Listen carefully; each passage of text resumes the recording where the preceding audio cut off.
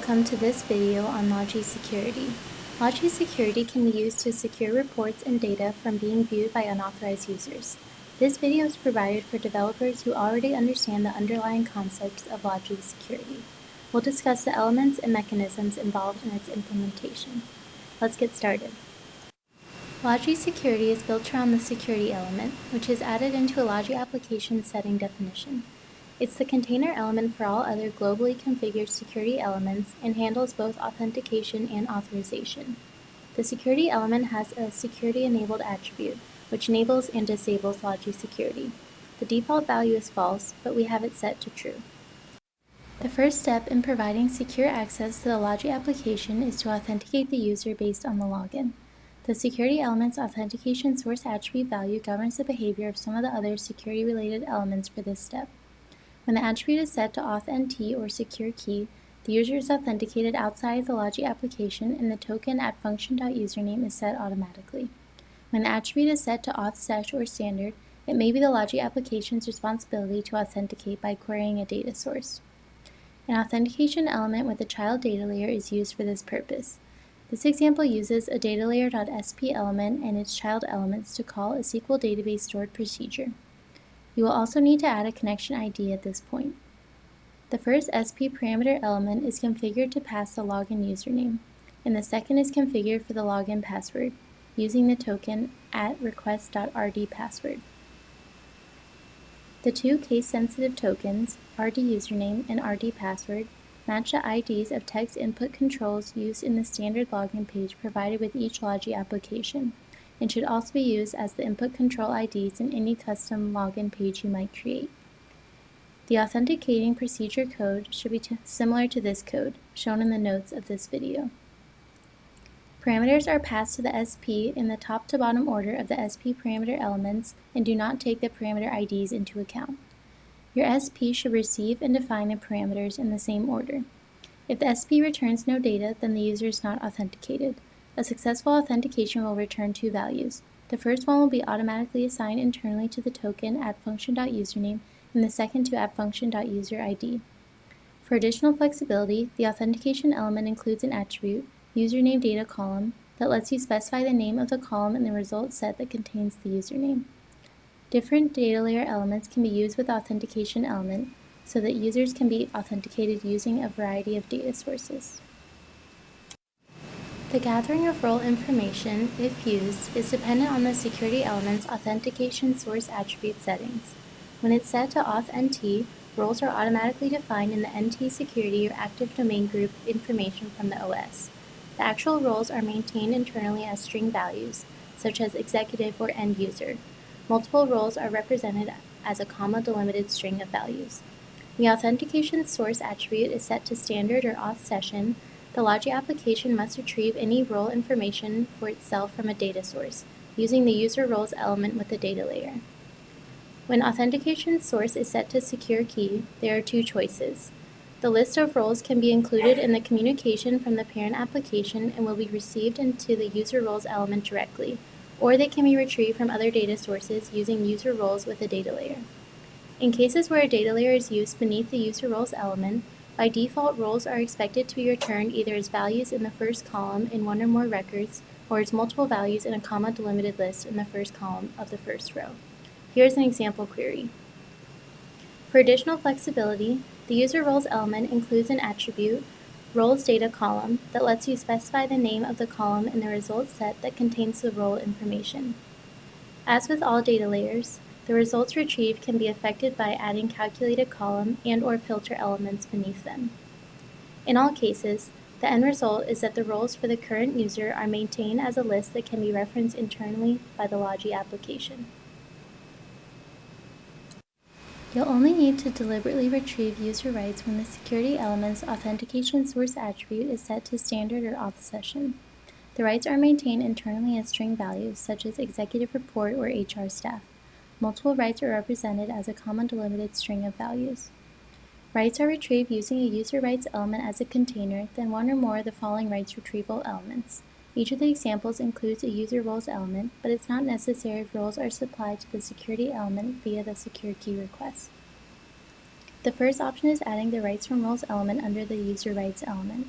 This builds a list of rights directly from the role values. The roles and rights are the same.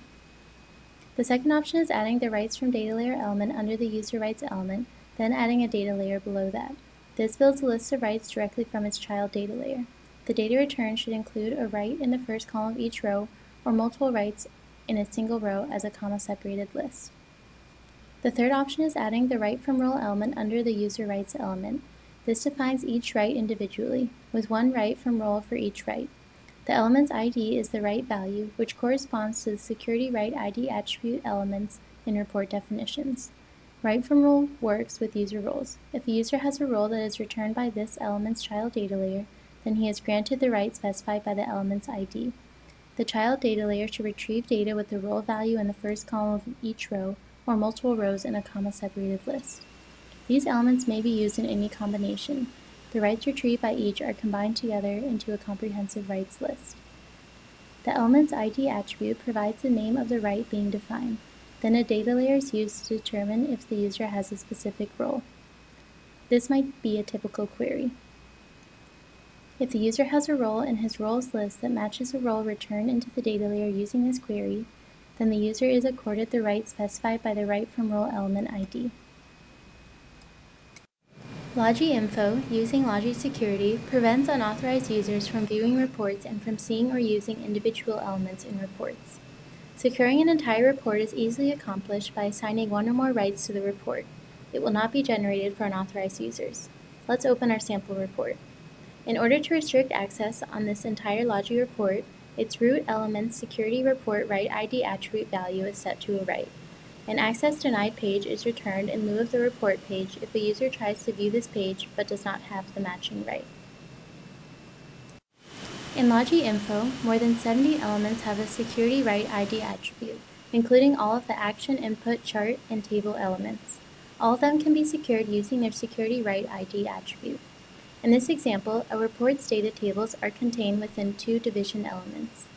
Entering a previously defined right in the security right ID attribute value for the first division and leaving that attribute blank for the second division causes two different versions of the report to be dynamically generated at runtime, depending on the current user's rights. Users who have the right will see both divisions in both data tables. Everyone else will only see the second division and table. You can enter multiple values in the security right ID attribute separated by commas. In that case, the user will see the restricted division if he has been granted any one of the listed rights. This demonstrates how Logi Security can help you reduce the overall number of report definitions you have to manage and maintain through dynamic report configuration at runtime, based on user rights.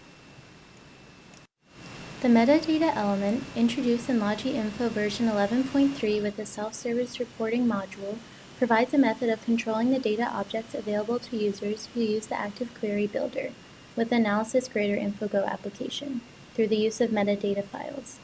The metadata element includes a security right ID attribute that can be used to prevent unauthorized users from working with that data. The user-related security information collected when the user is authenticated is available in definitions through the use of tokens, including @function.username, @function.userid, @function.userroles, and @function.userrights. The last two tokens provide their values, if there is more than one, as a comma-separated list. The availability of these tokens allows developers to use SQL queries and data layer security filters to restrict data based on the user's rights. Let's open our sample report and modify the query to show the list of orders for the current user. Add this condition at the end of your query. As soon as the user logs in, he will only be able to see his orders. The @function.userid token contains the ID of the user that is currently logged in. The inclusion of the single quote token prefix causes the value of the user ID to be surrounded with single quotes. The result set will only include the specific user's orders. The same kind of comparisons can be used to filter data after it's been retrieved into a data layer. In this example, assume users have been assigned a role that indicates their office region, such as Northeast or Midwest, and they are only allowed to see the report data for their region. You can add a compare filter below the data layer of the report definition. It will filter out any rows in the data layer whose region column value doesn't match any of the regions specified in the user's rights list. Logi Info also includes the ability to impose row-level security using a security filter element, which filters data after it has been retrieved into a data layer. To restrict access to specific data rows, one or more security filter elements are added as child elements of a data layer. In this example, we'll add a security filter element to a report definition that displays employee data. The purpose of this filter element is to allow basic users to see only data rows of executive class employees. Data layer rows that do not cause the formula in the filter's condition attribute to evaluate to true will be removed. Its security filter right ID is set to the right associated with the role of the basic user. When the report is generated, this filter will only be applied if the current user has the role of a basic user. Next, we'll add another security filter element. The purpose of this filter element is to allow privileged users to see all data rows retrieved into the data layer. Its condition attribute value, which is required, is set to an expression 1 equals 1 that will always evaluate to true. Its security filter right ID is set to the right associated with the role of privileged users. When the report is generated, this filter element will only be applied if the current user has the role of those allowed to view executive reports, or the privileged user. The security filter element also has an include condition attribute. If the value of this attribute is left blank or contains a formula that evaluates to true, the security filter is applied to the data layer. If the value evaluates to false, the filter is ignored and does not affect the data layer. This powerful feature allows you to dynamically determine if security will be applied to the data layer or not, or to switch between different security filters at runtime. Logi Info can also restrict data displayed in data tables at the column level by adding or removing table columns based on security rights. In this example, a data table column element can have its security right ID attribute value set so that the column will only appear in the table for users granted the required right. Logi Security provides opportunities to control the retrieval and presentation of data in Logi applications in a variety of ways. Developers are encouraged to experiment and find the approach best suited to their requirements. Have a great day!